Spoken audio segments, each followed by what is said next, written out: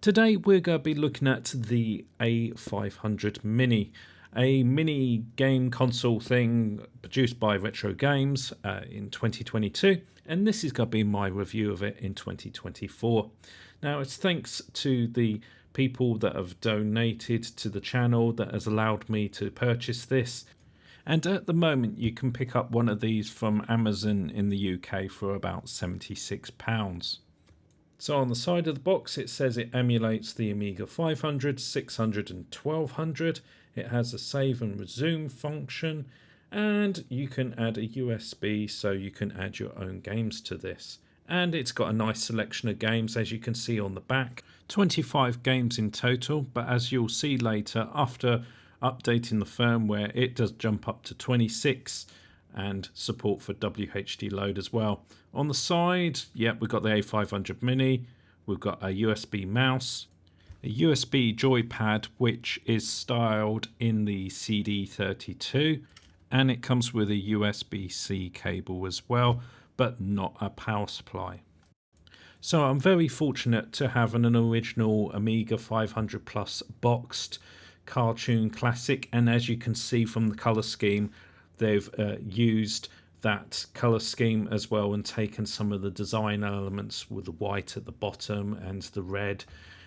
Even sort of like the things poking out of the box as though they've kind of broken out looks very similar, and you can see where they've got that from.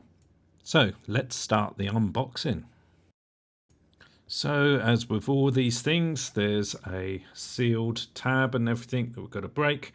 And let's open up the box. And there we go, there it is. And I'll tell you what, first impressions of this was, oh my god, how cute is this? The level of detail in the case is quite amazing. So the colouring of this looks pretty accurate. There's a plastic case over the top of it. Let's remove that and let's get this out of the box.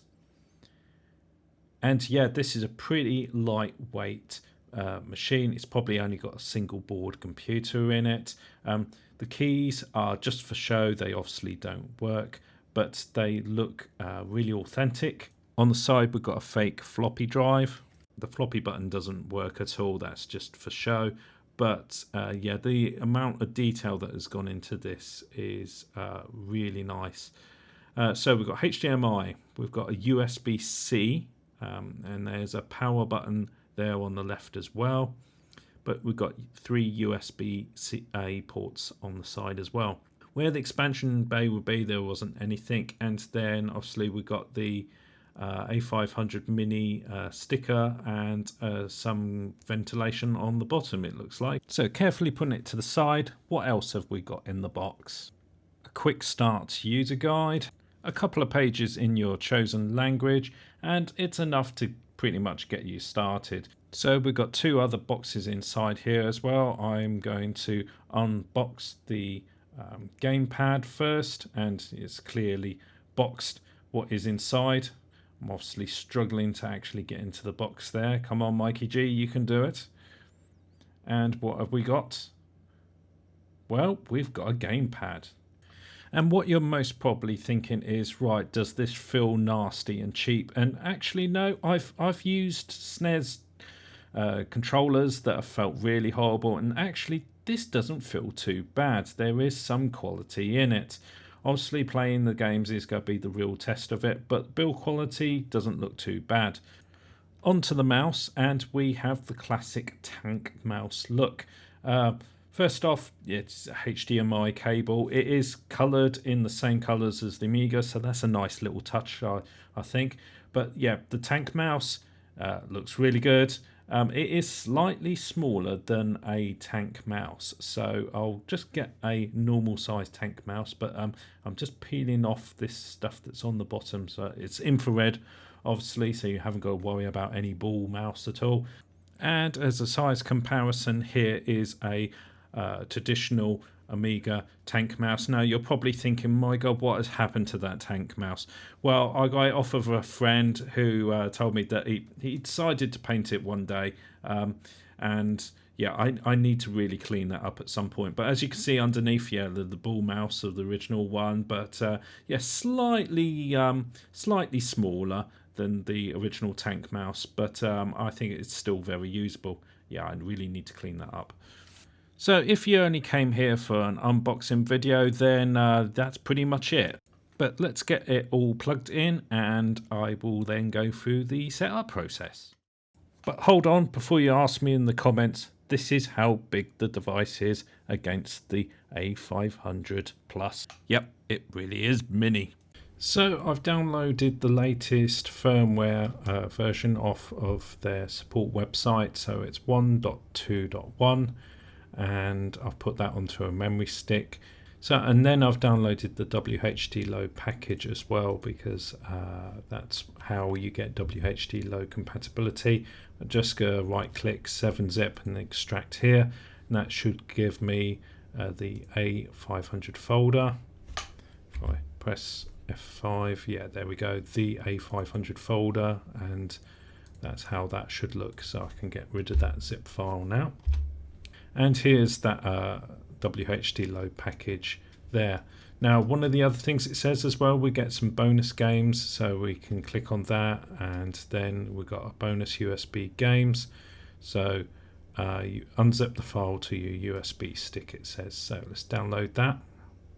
And then there's that A500 bonus game, so I'm just going to extract that as well to the memory stick as well. Wait for that to do. There we go.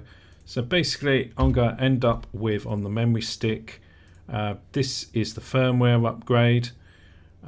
These are the games. Well, game Citadel is on that, and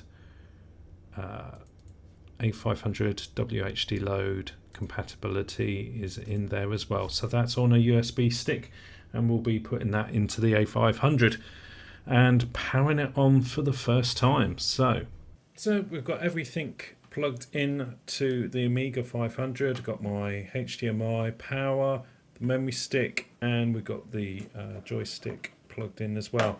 Now there is a power button just around the corner here, which is nice. So we should see the activity light come on. So push that for the first time. Yep. Oh, it's a red light. That's awesome. And anything comes up on the screen at all?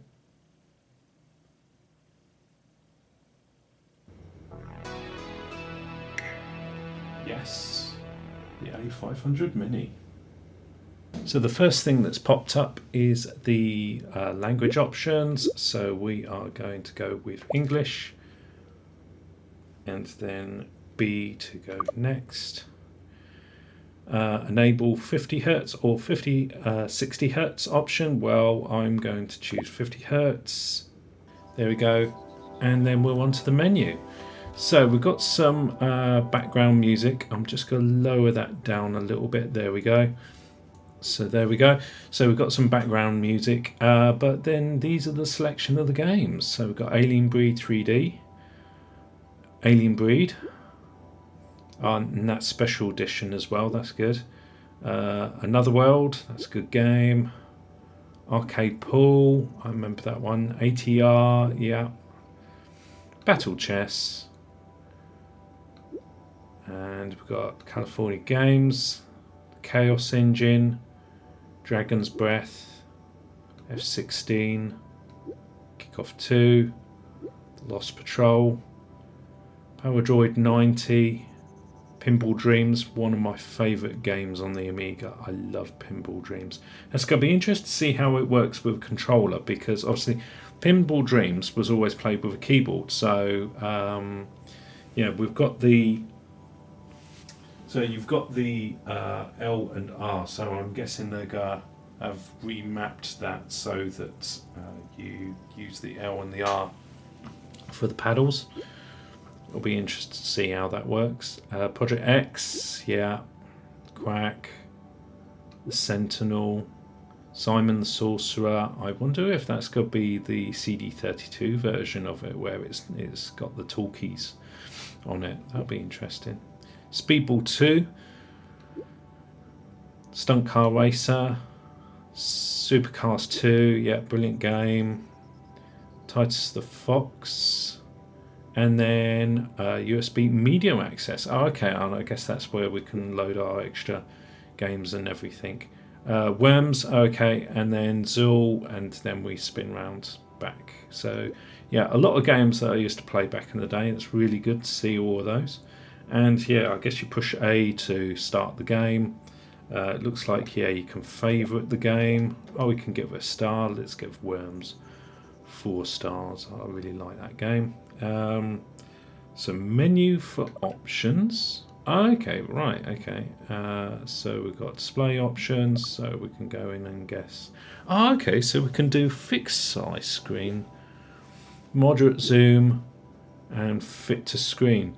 That's good because yes, there was a lot of Amiga games that kind of were designed for NTFC layout screens, so you'd often see sort of like a black border above and below sometimes. So enable CRT effects. Okay, that's always personal preference for a lot of people. Some people like CRT effects or shaders.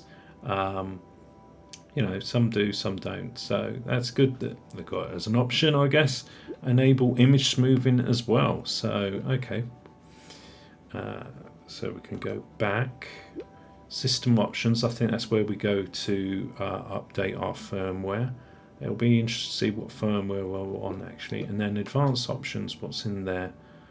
Factory reset. Oh, system information is where we do our updates. So television settings, I think, is what we just set.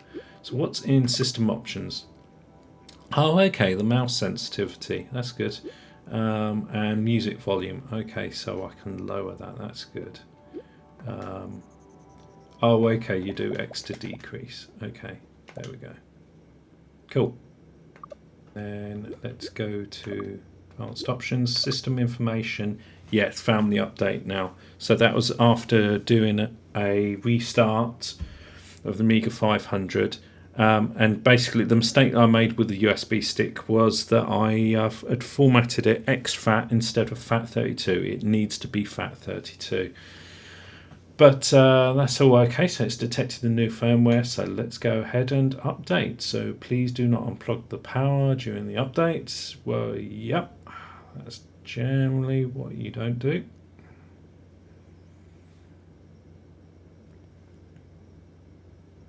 And we'll see how long this takes. Actually, that doesn't seem to take very long at all.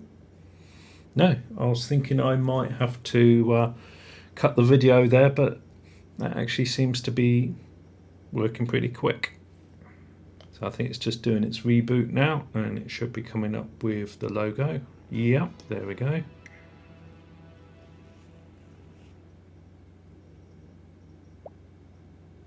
Brilliant, there we go. We're on the latest version. So any more games added? Let's have a quick look through.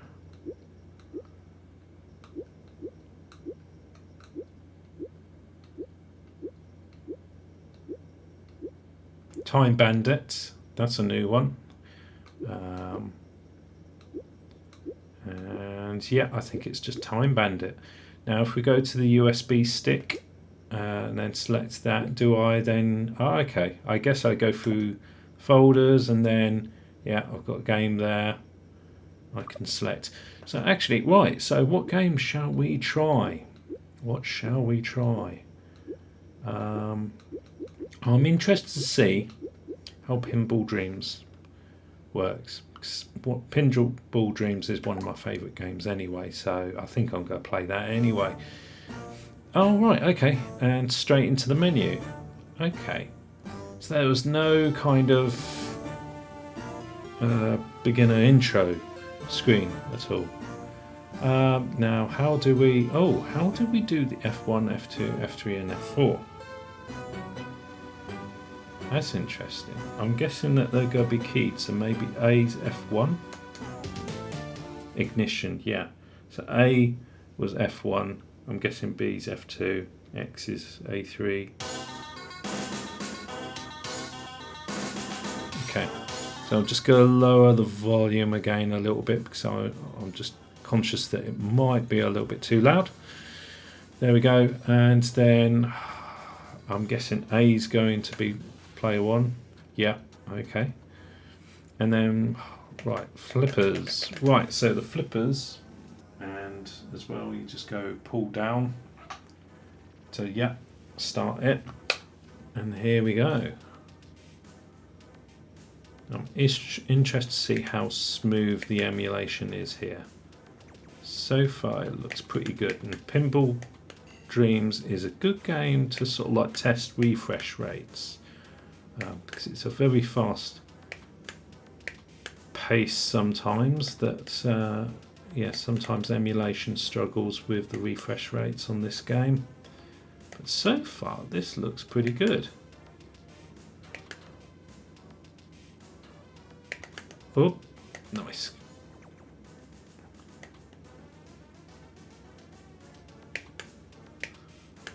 I mean, yeah, if you're ever a Pinball Dreams fan, let me know what was your favourite board. Mine was Steel. I love the music in Steel. So, yeah, there we go. Oh, I could play this for hours. But I'll tell you what, that's what this thing's for, is to sort of like just get easily back into the Amiga, play some of those classic games. And do you know what? I like how they've remapped the buttons for this. It makes this game very accessible. Because obviously, yeah, you haven't got your keyboard, so you can't use the Amiga keys to use the flippers. Oh, there we go. So, how do I quit out of a game? I'm guessing I push menu. Ah, menu brings up a keyboard. If I do need a keyboard, that's handy to know. And then home, yeah, takes you back to the home screen. Ah, but up in the top we have got floating now. I'm guessing a save state of that game. So if I push home again, does that take me straight back to... Yes, takes me straight back to that game. That's really cool. I like that.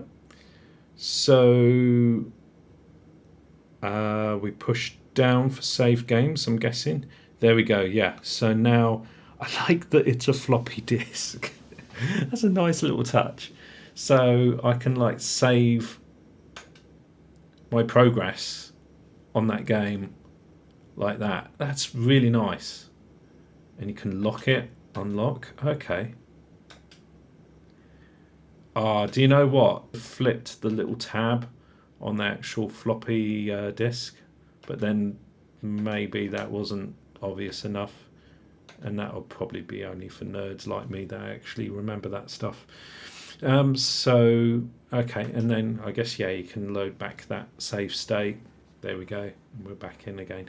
I mean, this isn't like groundbreakingly new, because we've had save states in WinUAE for quite some time, really. But what I think is nice with this is that it's in a nice, clean, easy to use interface. Yeah, this is pretty much like, you know, console level, and one of the real benefits with this system is its ease of use, really.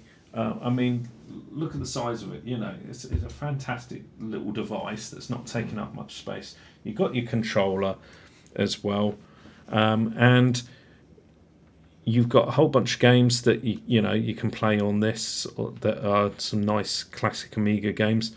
Yeah, there's some, you know, you're missing your Towakan, and you're missing maybe Super Frog and some real classic ones on there, but you've got the ability to add them via your USB stick as well, so that's a real nice feature.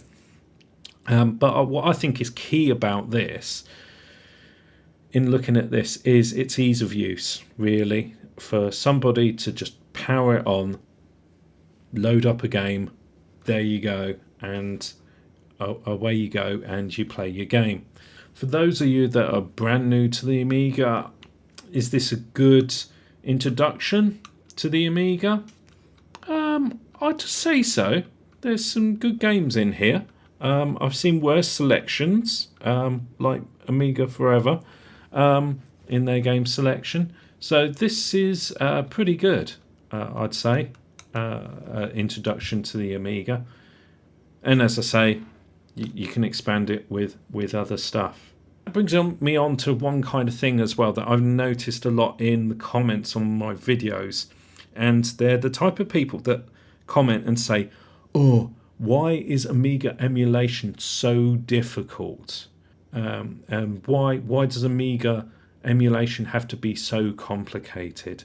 Well, really, I think those are people that are basing it on emulation with game consoles. Now, game consoles were designed to be ease of use, like these kind of menu systems, ease of use for just playing games. You know, like the likes of your PlayStation, your Sega Mega Drive.